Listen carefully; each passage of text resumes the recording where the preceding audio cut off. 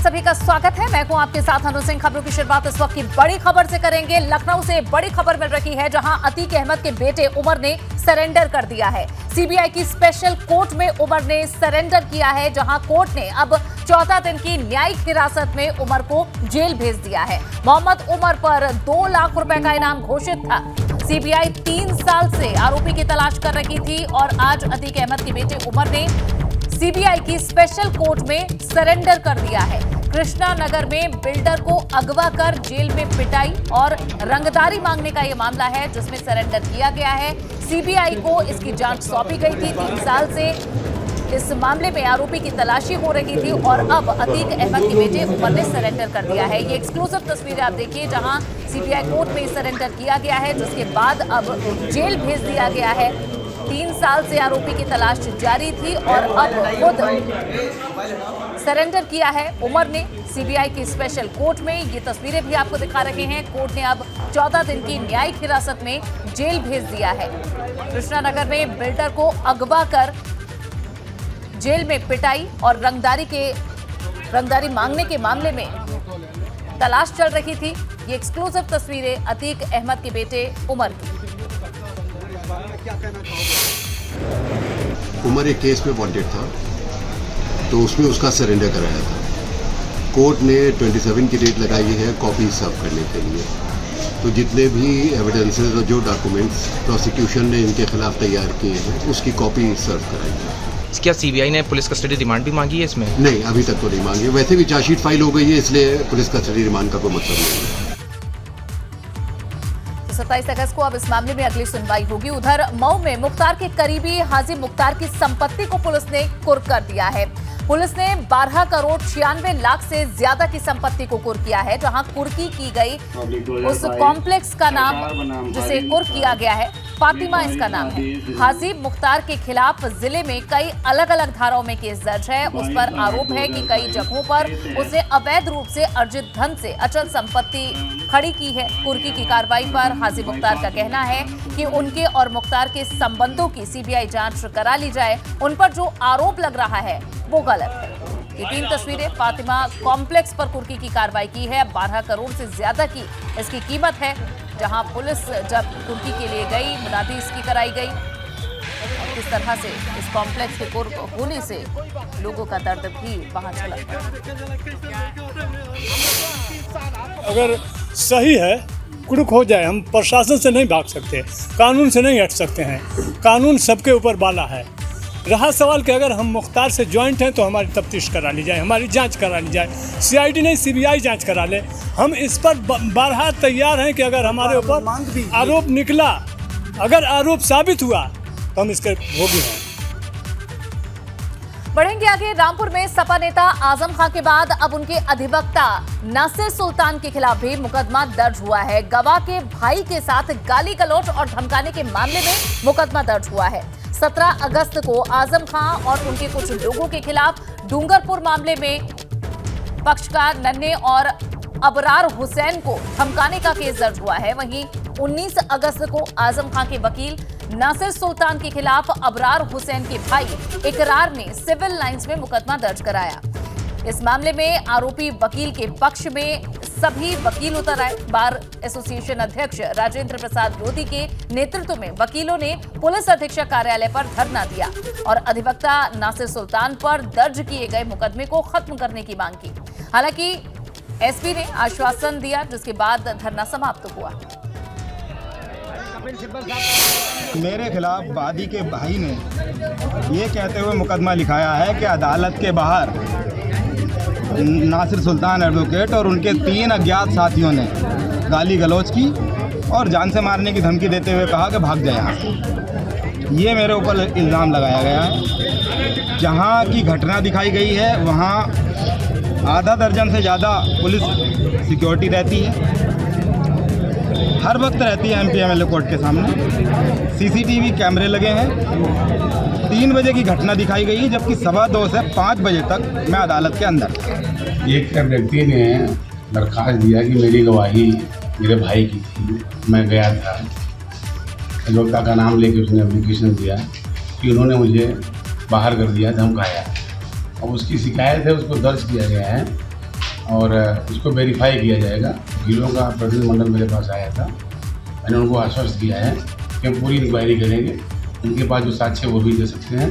Otherwise मेरी duty बनती है, मैं पूरा साक्ष्य इकट्ठा करूँगा। अगर वो दोषी होंगे तो कार्रवाई होगी, निर्दोष होंगे तो कार्रवाई बिल्कुल नहीं होगी। अब देखना होगा कि पुलिस इस मामले में आगे किस तरह से कार्रवाई करती है। इस बीच एक बड़ी खबर आपको लखीमपुर खीरी से दे दें, जहां केंद्रीय राज्य मंत्री अजय मिश्र टेनी का विवादित बयान सामने आया, जिसमें अजय मिश्र टेनी ने राकेश टिकैत को लेकर विवादित बयान दिया। राकेश टिकैत के धरने को लेकर उन पर निशाना साधा गया। राकेश टिकैत को अजय मिश्र टेनी ने 2 कौड़ी का आदमी बताया। तो आपको उनका स्वभाव होता है, वो उसके लिए मैं कुछ नहीं कहूँगा, जिसका जो स्वभाव होता है उसके अनुरूप वो व्यवहार करता है। लेकिन हमारा लोगों का ऐसा ये वो बयान है, इस बात कर रहे थे यहाँ कुछ लोगों से अजय मिश्र टेनी, और इसी दौरान उन्होंने राकेश टिकैत को लेकर ये विवादित बयान दिया है। अब शब्द कहे हैं, सुनिए क्या कहा अजय मिश्र टेनी ने। अब सड़क पर कई बार होता है कि कुत्ते भौंका करते हैं, सड़क के नीचे भौंकते, कई बार कुत्ते गाड़ी के पीछे दौड़ने लगते हैं। तो अब वो उनका स्वभाव होता है, वो उसके लिए मैं कुछ नहीं कहूँगा, जिसका जो स्वभाव होता है उसके अनुरूप वो व्यवहार करता है। लेकिन हमारा लोगों का ऐसा स्वभाव नहीं है। जो चीज़ जब सामने आती है और सामने आने की जब हिम्मत जुटा पाएंगे तो निश्चित रूप से हर एक व्यक्ति को मैं पूरा जवाब देता हूं। और मैं यही कहूंगा कि आप इसी तरह से हमको ताकत देते रहिए। दुनिया की कोई ताकत आपको निराश नहीं होने देगी, हताश नहीं होने देगी। आप अपनी ताकत के बल पर चाहे जितने राकेश टिकैत जितने हमें, मैं क्योंकि मैं राकेश टिकैत को बहुत अच्छी तरह से जानता हूँ, 2 कौड़ी का आदमी है। इसका हम लोगों ने देखा है कि अपने 2 बार चुनाव लड़ा, 2 बार जमानत जब्त हो गई। इस तरह का व्यक्ति किसी का विरोध करता है तो उसका कोई मतलब नहीं होता। इसलिए मैं ऐसे लोगों को कभी जवाब भी नहीं देता हूँ। इस तरह के लोगों का जवाब देने का कोई औचित्य नहीं होता है। लेकिन अब उनका इसी से उनकी राजनीति चलती है, इसी से उनकी रोजी रोटी चल रही है, तो वो अपना चलाएं, समय आने पर जवाब दिया जाएगा। लेकिन मैं इतना जरूर कह सकता हूँ कि मैंने अपने जीवन में कभी कोई गलत काम नहीं किया। मैं लड़ता हूँ बल से और सत्य कभी हारता नहीं। कि आप भैया जैसे कई पत्रकार भी अपने यहाँ भी है, बेवकूफ़ पत्रकार भी है जो इस तरह की बातें करते रहते हैं, तो इस तरह से वो उनका पत्रकारिता से कोई संबंध नहीं। लेकिन ऐसी उल्टी सीधी बातें करके भ्रम पैदा करने की कोशिशें कर। किसान नेता राकेश टिकैत, पत्रकार, सभी को लपेटा है अजय मिश्र टेनी ने। वहीं इस पूरे मामले में एबीपी गंगा ने किसान नेता राकेश टिकैत से बात की, क्या कुछ कहा उन्होंने, आपको सुनवाते हैं। अरे हम तो छोटे आदमी है भाई, वो बड़ा आदमी है। हाँ, हम तो छोटे ही हैं आदमी। 50,000 आदमी लेकर गए थे 3 दिन तक वहाँ पे उनके वहीं। तो आदमी गुस्से में कुछ ना कुछ तो कहेगा। उसका लड़का 1 साल से जेल में बंद है, तो आदमी गुस्सा तो आवेगा। हमें कोई भी बात पे नहीं जाना, इन पे बयान पे। हम तो जो भी काम करें वो ज़मीन पर काम करें। एक मुक्ति अभियान चलेगा लखीमपुर खीरी में, वहाँ पे दहशत है बहुत। अब क्या 3 दिन रहे, अब क्या 13 दिन रह लेंगे। लखीमपुर मुक्ति अभियान, लखीमपुर में गुंडा राज है, इनकी दहशत है वहाँ पे। तो लोगों को डराने धमकाने का काम करें। विवादित बयान देख के ही तो जो पहला मामला हो गया वो बयान से ही तो हो गया। और 120B के मुलजिम है, तो 120B का मुलजिम खुला रहेगा तो एक दहशत रहेगी और जांच को और लखीमपुर खीरी कांड को प्रभावित करते रहेंगे। तो कोर्ट को, पुलिस को अपना काम करना चाहिए। इनको हटा के तो भाई जिला बदर या यहाँ से स्टेट बदर हो, यहाँ पे इस तरह के बयानबाजी ना करें, क्योंकि लोग जो वहाँ पर गवाह हैं उनको डराने का काम करते हैं, उससे प्रभावित करते हैं, उससे जांच प्रभावित होगी। गृह राज्य मंत्री अजय मिश्र टेनी के राकेश टिकैत को लेकर दिए इस विवादित बयान पर अब कांग्रेस के राज्यसभा सांसद प्रमोद तिवारी ने प्रतिक्रिया दी है। प्रमोद तिवारी ने कहा है कि इस तरह का बयान बहुत शर्मनाक है। प्रधानमंत्री और गृह मंत्री इस मामले में कार्रवाई करें और ऐसे बयान पर अजय मिश्र टेनी को माफी मांगनी चाहिए। हमारे साथ बातचीत के लिए मौजूद है कांग्रेस के राज्यसभा सांसद वरिष्ठ नेता प्रमोद तिवारी। जिस तरह अगर बात करें तो गृह राज्य मंत्री जय मिश्रा टेनी का एक बयान आया है जो कि वायरल हो रहा है। खासतौर से उन्होंने राकेश टिकैत के लिए कहा है कि वो आदमी ठीक नहीं और अपशब्दों का भी प्रयोग किया है। मैं बहुत ही दुखी हूँ।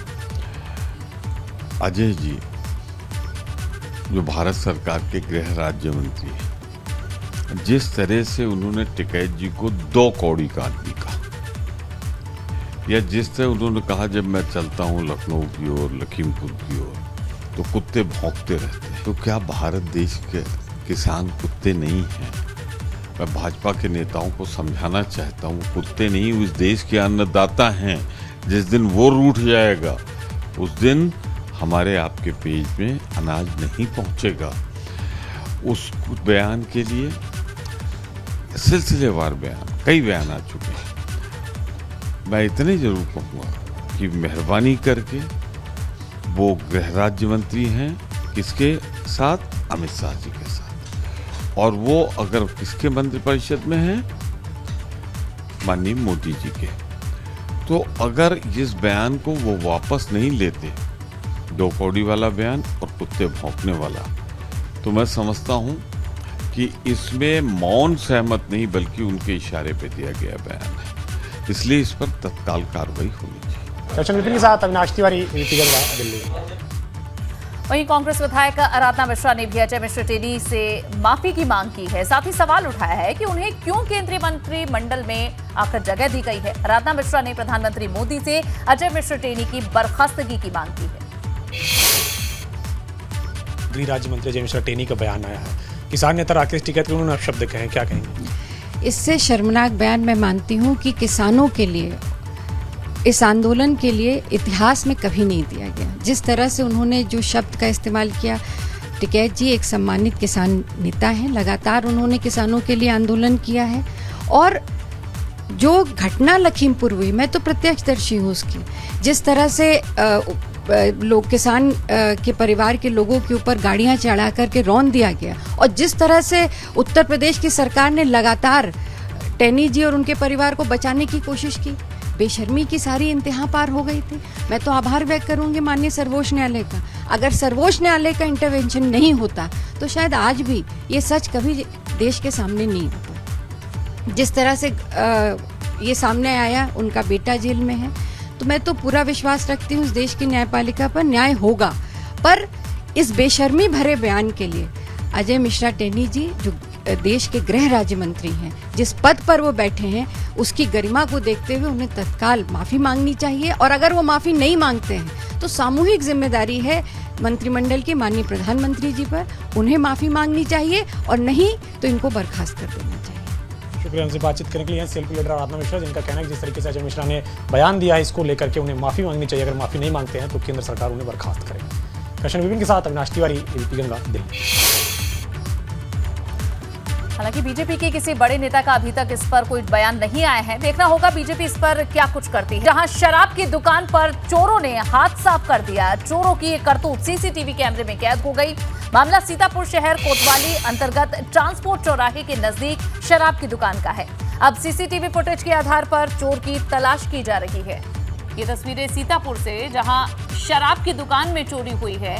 ये व्यक्ति दुकान में घूमता है, शराब की चोरी करता है, और अब फिलहाल पुलिस इस मामले की जांच में जुट चुकी है और इन्हीं तस्वीरों के आधार पर इस चोर को पकड़ने की कोशिश की जा रही है।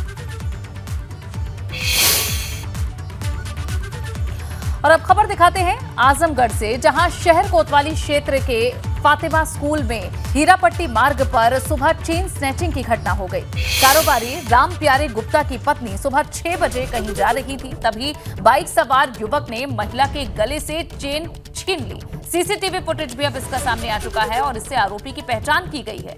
बताया जा रहा है कि आरोपी भी पास का ही रहने वाला है। हालांकि पुलिस को देखकर आरोपी फरार हो गया। लापरवाही के चलते शहर कोतवाल धीरेन्द्र कुमार श्रीवास्तव को लाइन हाजिर भी कर दिया गया। और देखिए कितनी आसानी से सड़क पर जा रही महिला से चेन स्नैचिंग की गई है। आजमगढ़ की ये तस्वीर है। महिला सुबह किसी काम से जा रही थी, बाइक पर आए इस व्यक्ति ने मास्क लगाया है और महिला के गले से चेन छीनता है और आसानी से वहां से फरार हो जाता है। अब इसमें आरोप ये है कि पुलिस की लापरवाही के चलते ये आरोपी फरार हो चुका है।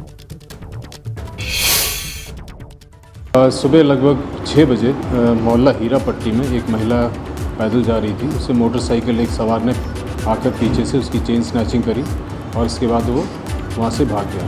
महिला ने सूचना तत्काल पुलिस को दी। पुलिस ने आके आसपास के सीसीटीवी कैमरे की जांच करी। इस सीसीटीवी कैमरे में वो कैद हुआ और उसकी पहचान लड़की की हो गई है और शीघ्र ही पुलिस के द्वारा मुकदमा पंजीकृत कर इस व्यक्ति की गिरफ्तारी करी जाएगी और जो भी इस लड़के के साथ और भी जुड़े हुए जो भी होंगे उनके विरुद्ध कार्रवाई की जाएगी। उधर शामली के कैराना में स्थित प्राचीन बाला सुंदरी देवी मंदिर में 3 ताले तोड़कर चोरों ने चोरी की घटना को अंजाम दिया। चोरों ने मंदिर में रखे हुए चांदी के छत्र और एक सोने के छत्र साथ ही मुकुट पर हाथ साफ किया है। फिलहाल पुलिस ने चोरों की तलाश शुरू कर दी है। सुबह जब मंदिर के पुजारी ने देखा तो मंदिर का गेट क्षतिग्रस्त था और अंदर रखे सोने चांदी के आभूषण और छत्र पर हाथ साफ किया गया था। फिलहाल पुलिस मामले की जांच कर रही है। शामली के कैराना में ये मंदिर है जहां चोरों ने ताला तोड़कर भगवान का मुकुट चुरा लिया, छत्र सोने चांदी के चुरा लिए गए।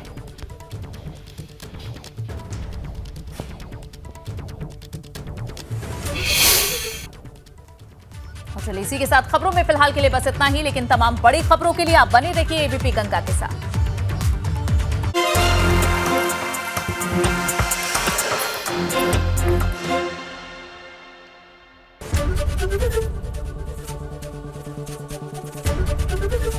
एबीपी गंगा, खबर आपकी, जुबान आपकी।